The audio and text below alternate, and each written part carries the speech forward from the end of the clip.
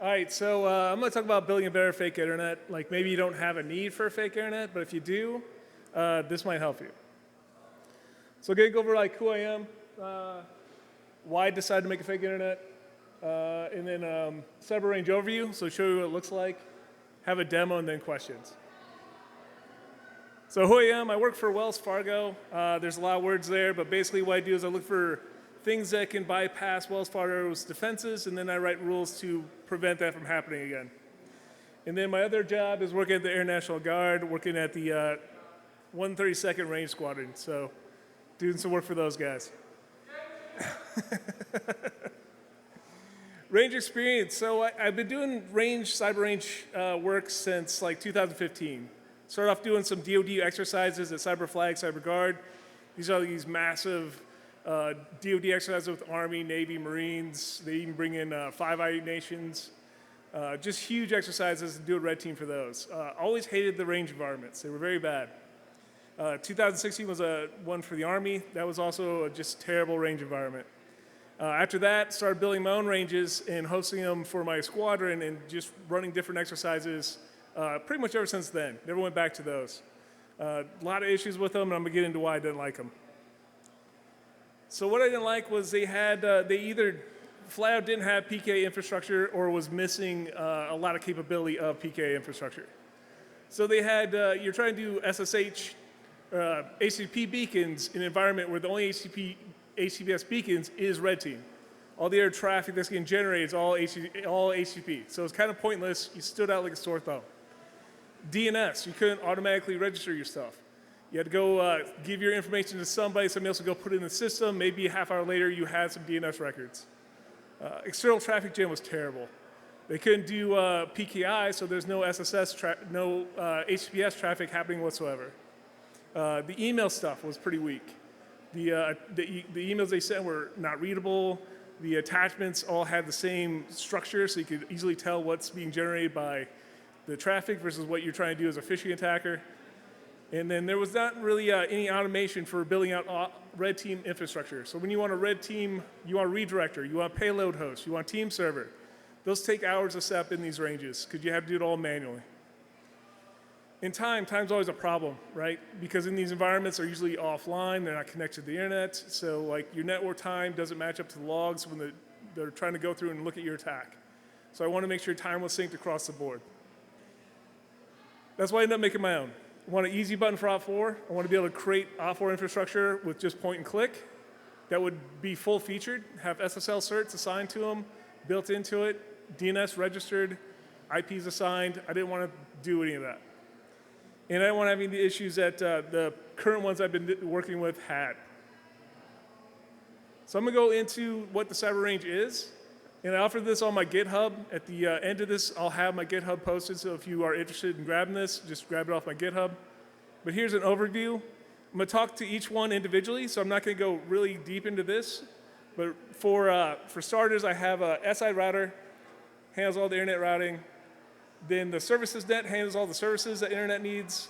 Gray space is where the attackers live, so that's where you put your redirectors, where you put your Kali, your Flare. And then I have an admin net. That's just how you get internet into this environment. Because if you can't bring internet into the environment, it's kind of a dead environment.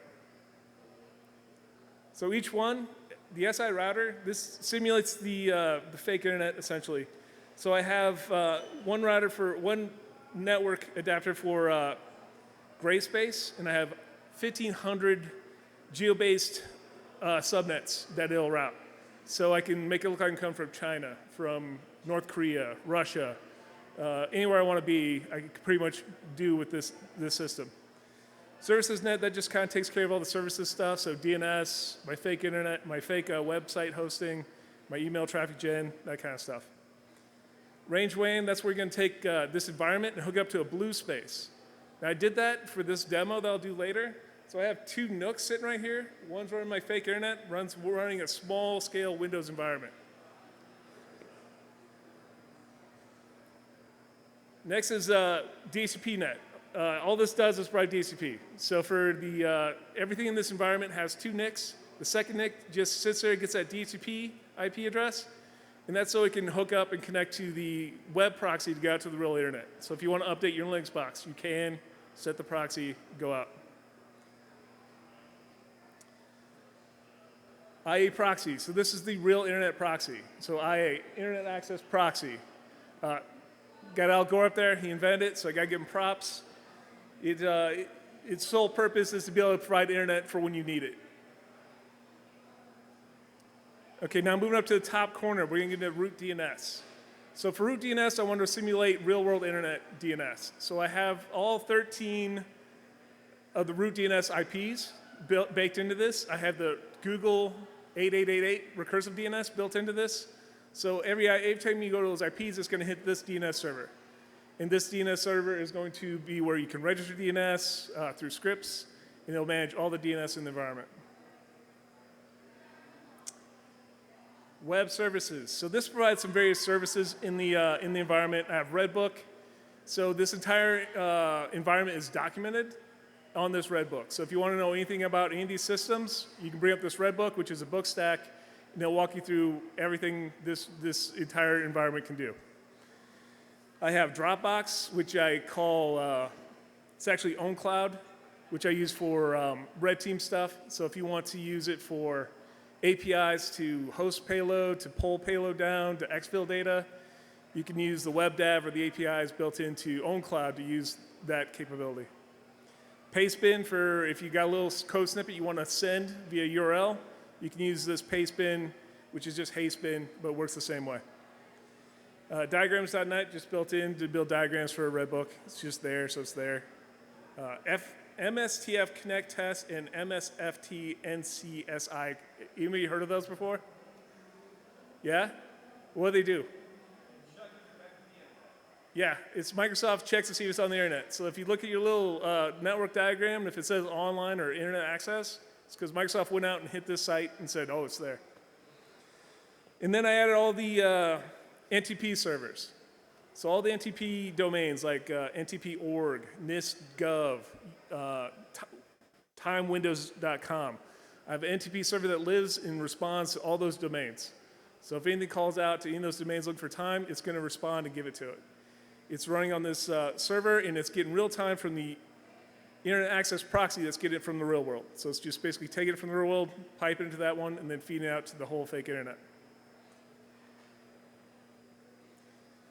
CA server, this is where I take care of my PKI infrastructure. So for this, I have the ability to sign SSLs with the trusted cert. So I create a root certificate and an intermediary root certificate server, and I have scripts on here that will sign anything that I feed it, and it'll take that cert, generate new certs for that cert, and then sign it with the CA. And then I take these CA certs into my blue space and add it to the trust store via GPL. So when I go to any site that I sign with these certs, it's going to show up in that little lock bar, the little padlock you see in the corner, showing that's a trusted SSL cert. And I try to make it where smart blue teamers that are doing the event can't just look at expiration dates. You realize, well, all these were just created today. This must be all red team. So every time it generates a new cert and signs it, it adjusts the date back anywhere between 6 and 18 months. So it creates that little bit of an anomaly in there. Okay, traffic email gen. So all this is Docker containers. I give it a list of domains. It'll spin up a Docker container for those domains, and then it'll send emails from those domains.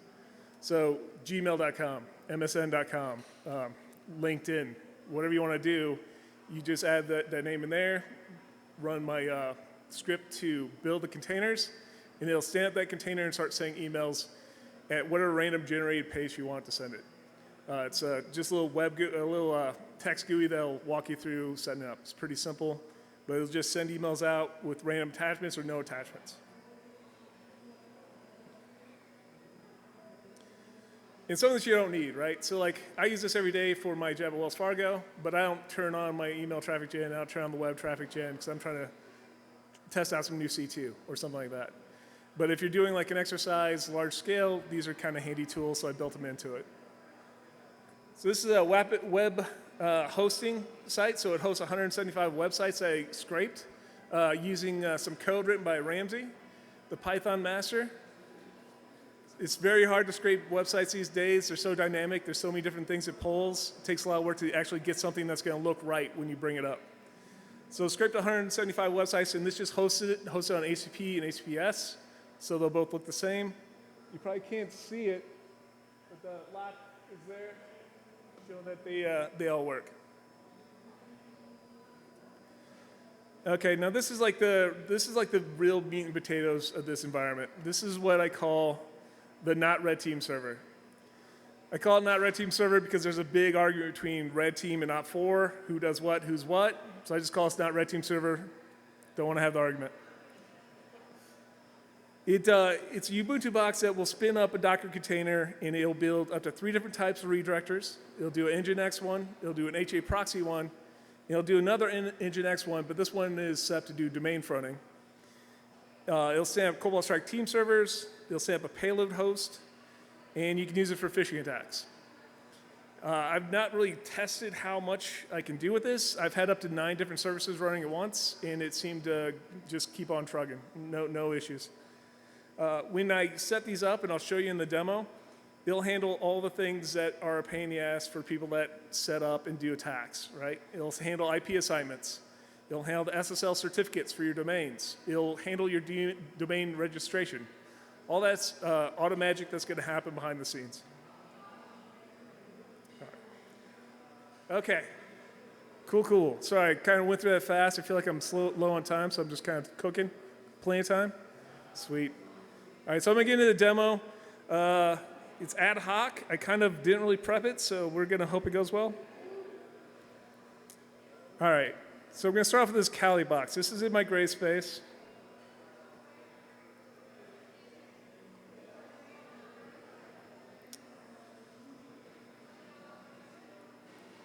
I'm just going to bring up the documentation that's in there.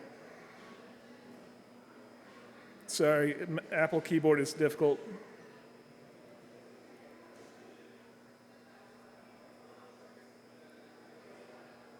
Wah, wah.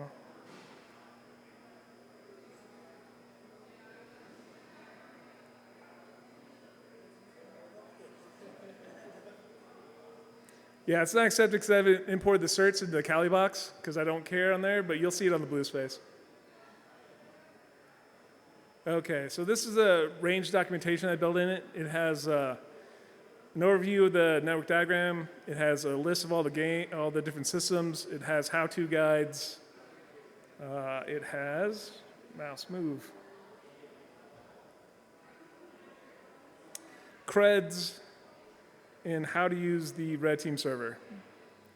So this will walk you through how to do all the different things you want to do with that server. Spend all day talking about the documentation. Just know it's copious and tremendous amount of documentation. People that know me will not believe that I made this because I usually don't document things very well. So we'll get into, we'll do a quick attack, right? So I'm going to go into the not red team server. Is that, yeah, you can see that? Can you see that? Yeah? All right.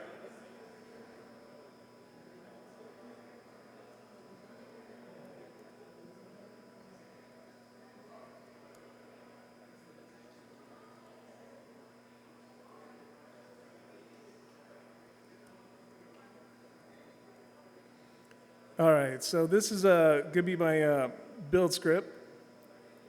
It's going to pop up, and it's going to give me these options, right? So we're going to go ahead and we're going to make a redirector, we're going to make a payload host, we're going to set up a team server, and we're going to make a payload, we're going to send it to a victim machine and just see if it all works, and see how long it takes to do this. So I'm going to set up an Nginx redirector, so I'll do the first one. Next, it's going to ask for a tag. This is how I can identify my containers. So if I want to kill this later, this will be how I can find it. It'll give you a default name of RD2, which I'll just take, that's fine. And then I'll say how many IPs do I want. So it's redirect, I'll say 5. And then it gives me an option to pick a origin country, right? So so my redirector will come out of where? Anybody care? What? Cuba. All right, Cuba. All right, now if the country has multiple cities, it'll have options in cities. This one only has one, so we'll just go Havana. And then it'll give me the option to set IPs manually, but I don't want to do that. I want to do random. And then it'll say what ports I want to redirect. I want to do HTTP HTTPS. And then it'll ask me where I want to redirect it to. Now, I haven't made a team server yet, so I'm just going to put 111 as a placeholder. I'll change that later. Next, it's going to ask me how do I want to assign DNS. I could do it manually, and for each one of these 5 IPs, put my own domains in, but I really don't care. So I'm just going to say randomly give me some. So I'll say random. And then this is a tag. So when I put this DNS into the, when I put these domains into the DNS system, I want to be able to delete them later. So I'll call it chip demo. And that's how I can identify these records I created now to remove later. So now it's all done. I press enter. It's building my IPs. It's registering the DNS. It's going out. It's getting those domains SSL certs created and signing them with the CA. Now it's creating a code signing Java key store that I can add to my Cobalt Strike team server. And then it builds out the configuration for my redirector. It builds out my Docker compose, and it starts my Docker compose, and now I have a working redirector.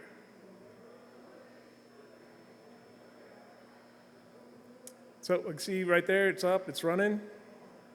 So let's make a team server for it. So I'll go back in, I'll go Cobalt Strike. Make a tag so the Docker container can be identified, deleted later. We'll come out of Italy, Rome, set IPs randomly because I don't care.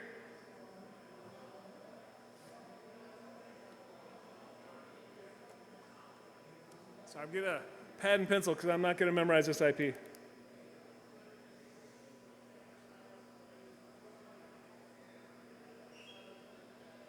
Okay, so here's where I have Cobalt Strike has mountable C2 profiles. If I save them in this folder, it'll be available to select from this menu. I just have one in there now, so I'm going to select the sample one. And here's where I get to modify that mountable C2 profile and add a redirector key store. So since we create RD2, we'll go into that guy. And it's going to look at the various domains that one created for me. So I'll pick something that's easy to remember, because I'm going to have to type this into my listener. Beats Battle, love it. So I'll select that one. Password, Tor, super secure. Press enter, and done. I now have a working team server. But if you remember, I got to change my redirector, so it's going to point to that team server. So I got to go back in, say change my redirector, destination IP, RD2. We're going to send it to that team server we just built.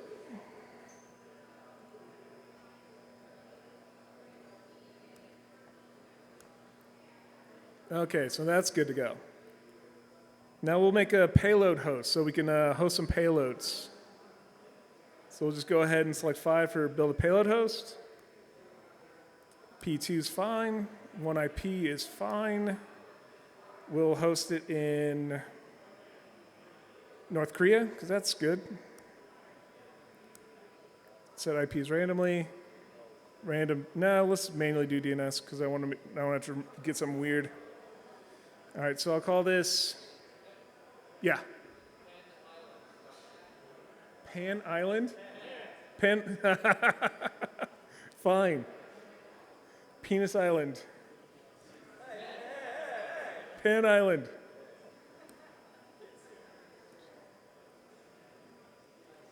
All right.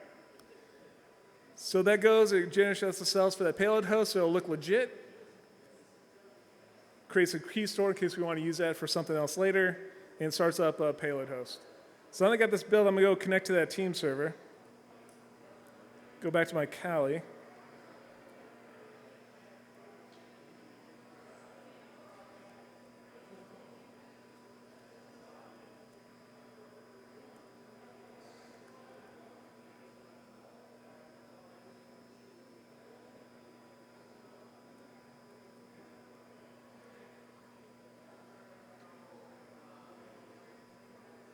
I got to put my team server IP in there.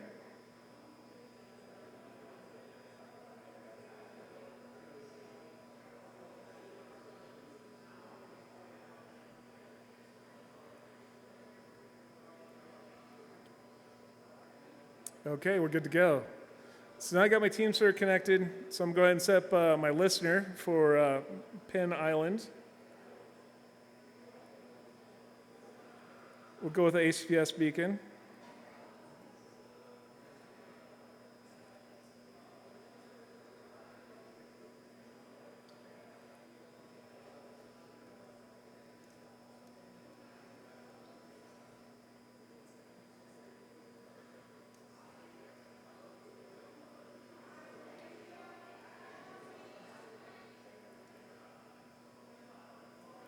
Okay, so now we have a listener set up on HTTPS. Listening for Penn Island. And we'll just make a quick payload. So we'll go with a stageless, select our listener.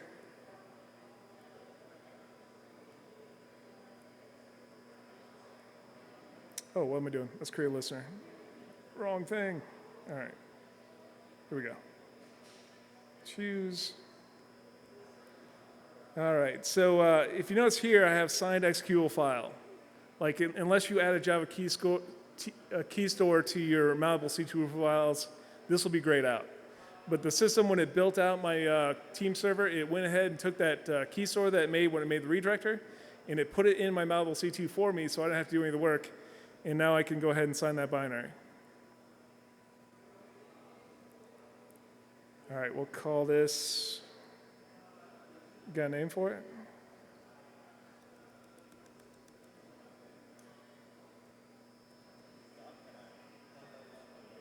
No, that's terrible.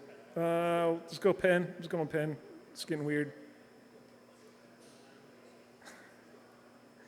All right, so now I got payload. I got to move it to my new payload host, right? So let's go ahead and do that. All right, so I see my Penn exe is there, so we're going to go ahead and move that to Penn Island.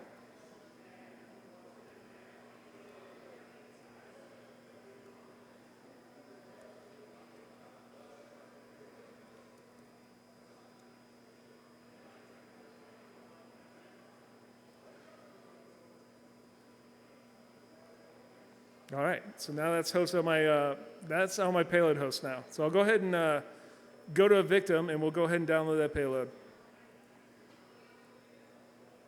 All right, so this is part of that Windows enclave that I built up and hooked up to the fake internet environment. Oh, I hate Mac keyboards.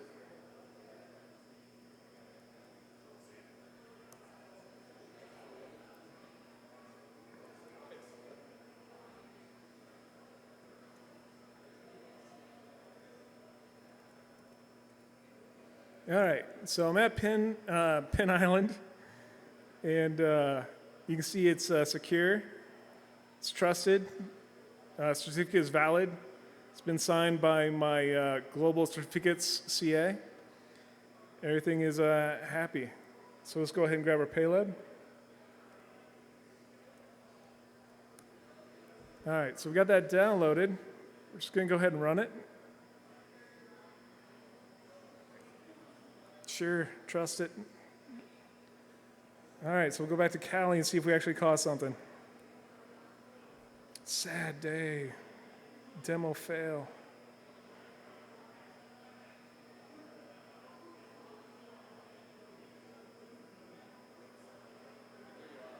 What's that? What?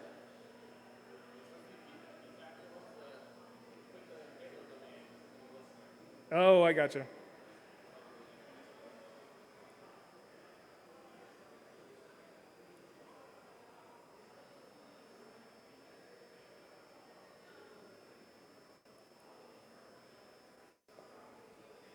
Let's put this in there for now.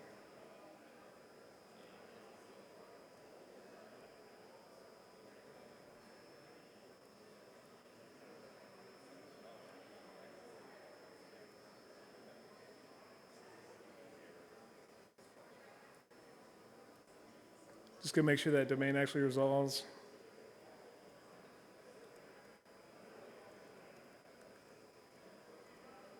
Yep. So it's in there. All right. Let's make a new payload. Try this one more time. Hope for luck.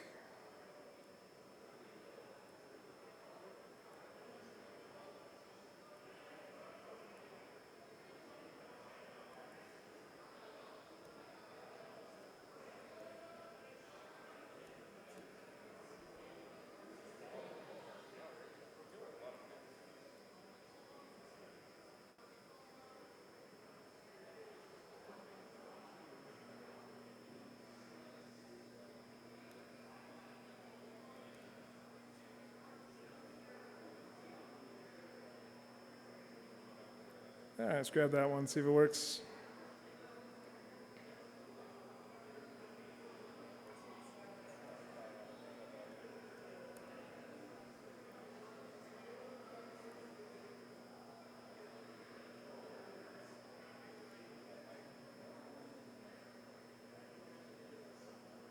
Sad day. All right, all demos, they all end in failure. It's just what happens. Normally this works. Did it right before I came. Obviously, it doesn't work now. Not sure why. The blue side? All right, we can get into that. All right, but to kind of go over what I did, I made a team server, I made a redirector, I made a payload host. Normally this works. I must be messing something up, demo, whatever. But I was able to do it in like 5 minutes, 10 minutes while I explained it, right? Normally it takes a lot longer to do it. So we can get into some of the other systems, like the traffic gen.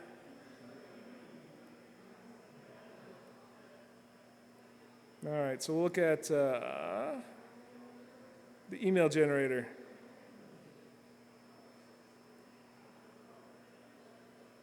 All right. Is that even visible? All right, let's make this bigger.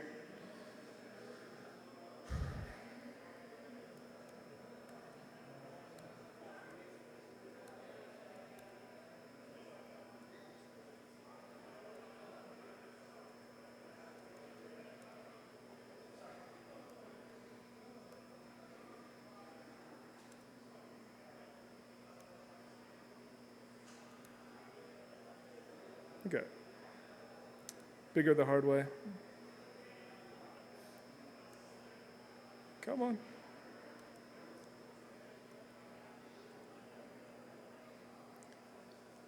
There it goes. Okay, so this is the email traffic gen. I have a build compose file here, and I have a TG folder. TG folder is traffic gen, and it has all the stuff in it. So content contains a CSV of about 10,000 subject and email content that I pulled out of, anybody remember Enron? Yeah? Enron? Yeah. So when they got smacked, right? FCC took all their emails and made them public domain. So they took every single email they had, put it out there in the public. MIT kids got a hold of that and made it into a database.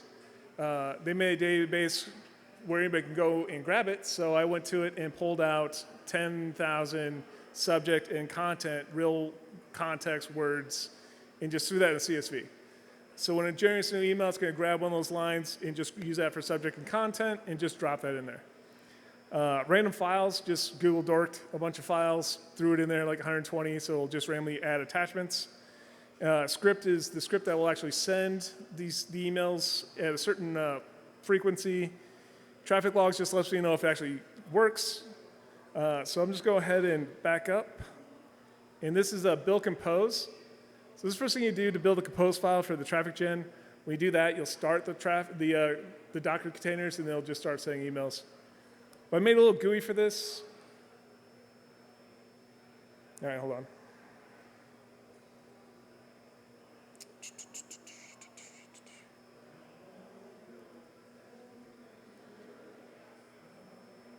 Yeah, I hard-coded the interface name because I'm an idiot.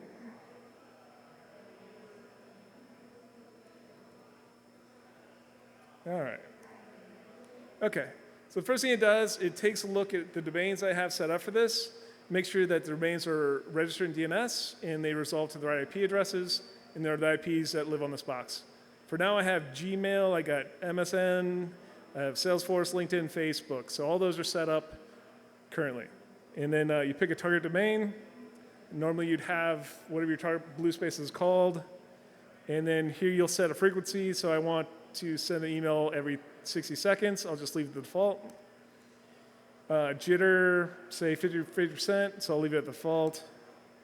And then I can set number of recipients. I'll just change that to 2. And then number of attachments, you can have up to 2, but it'll sometimes not send any. So it's like 0 to 2 is what it's going to do. So I'll just set 1. Once you put in the information, it's going to go ahead and do some math and let you know how many emails you're going to send an hour and how many emails a person's going to get per hour. Right now, that test domain only has 3 email addresses, so this many emails are just going to get a ton. But normally, in a blue space, you're going to have like 200, and it's going to spread out. But the point is, it's going to go ahead, before it starts, it's going to give you the math to let you know how much email you're going to send. Press enter, and it's all set up. And then it's just a matter of running the start email. Jen creates my Docker containers. Now it's up and running and it's sending emails. They're going to nowhere because these are just random people. This is a demo. I didn't really set this up for anything, but this is basically how it works. And then you just kill it, ideally before you fill up your Exchange and brick it. So that's that piece.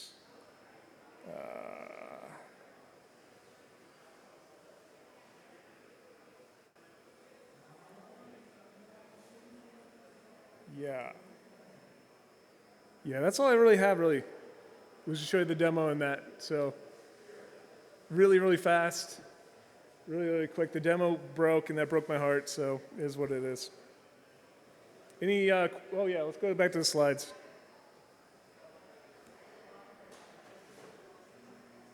All right, what could go wrong, right? Christ. All right, so that's the GitHub. So if you guys are interested in the project, want to grab it, there's the GitHub where it's at. You can just go ahead and grab it. I also have a wiki that will walk through the installation. So once you download the project, I have a wiki that will walk you through how to build out either VMware server or Proxmox server to run this environment. Any questions? Yeah. So your smart screen, you set it up a smart screen server, you just have it saved and all the executables are saved? Where's the smart screen server coming from? Microsoft? Yeah, I don't know. Because that's all. I have a root CA, so the root CA I created, and then I add it to their trust store.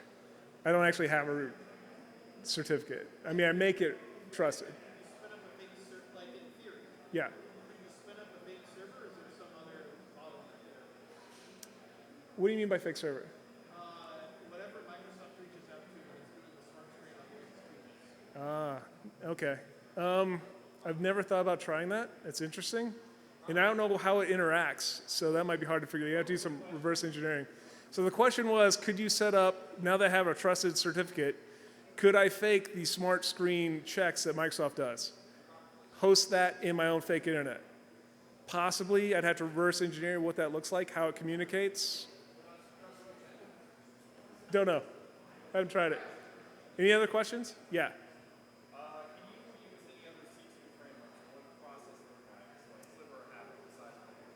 Yeah, you can use other C2 frameworks. The redirectors I have 3 different ones. The Nginx one will do any other C2 you have, more or less. If you want to redirect your C2, you can use it. The HA proxy one has a little disclaimer, tells you, do not do this with anything other than Cobalt Strike, because it uses the malleable C2 framework to create a ACL rule to redirect anything that's not its C2 to some other fake website. But you can use the payload host, you can use the redirectors, you can use a phishing tags, all that works. You just have to set up your own C2 somewhere else on our box or on a different server, right? It's your own fake environment, build what you want on it. So, yeah.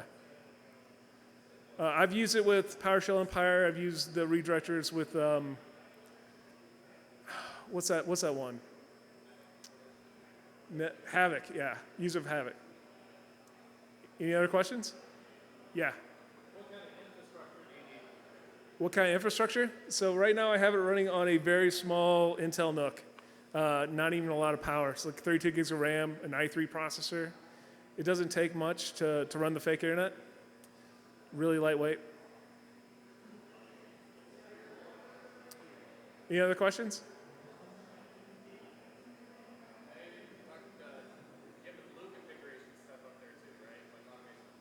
I don't have automation. I have some automation. I can get into that. Hold on.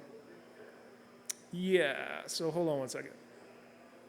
This blue space I made, I didn't put all the things on it, so it's not going to be full featured. But I do have additional things on here. I'm trying to think which box best to show it on. This one makes sense. All right, so in my documentation, I include some bonus material. So target domain planning guide.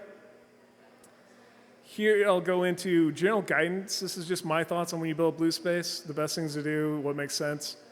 I go into Ghost traffic generator. Ghost is a nice little agent you can run on a Windows box and make it look like it's a person doing things.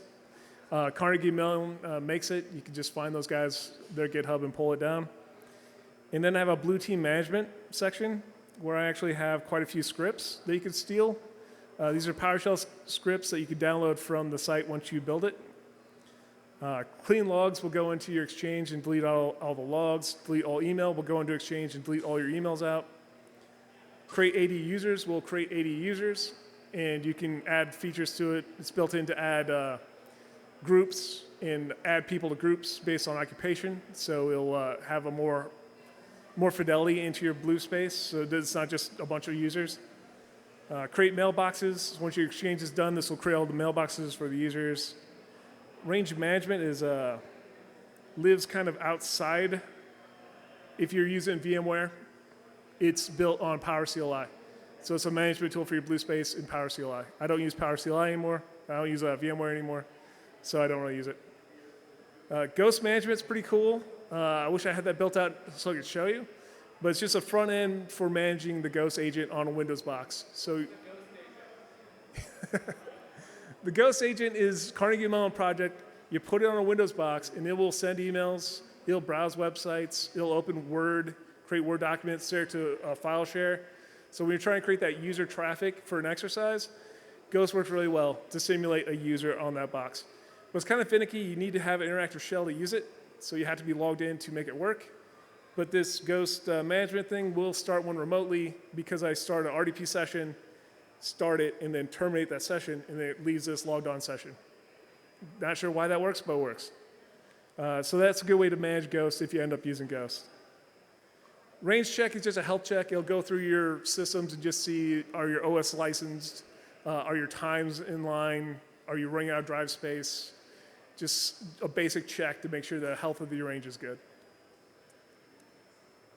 Any other questions? You're going to make me last an hour, aren't you? All right, that's all I got. Thanks, guys.